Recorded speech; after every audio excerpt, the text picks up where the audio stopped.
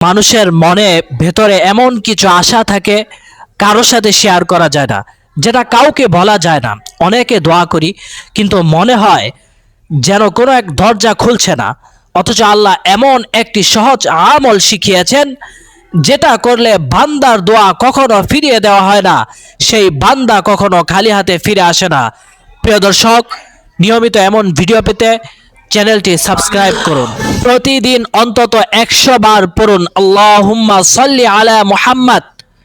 দরুদ এমন একটি আমল যেটা দোয়া করার সাথে সাথে আল্লাহ আকাশে সেটা নিয়ে যান এবং কখনোই সেটা আটকে থাকে না।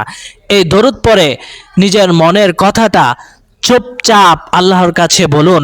ঠিক এইভাবে, হে আল্লাহ, আপনি আমাদের সকল কথা জানেন, মনের সব জানা অজানা বিষয় জানেন।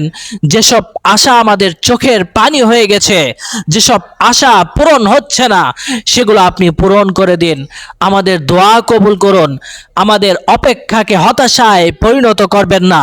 যদি এখন না দেন, তবে এমনভাবে দেন যেন বুঝতে পারি দেরি করাটা আপনার জন্যই হয়েছে।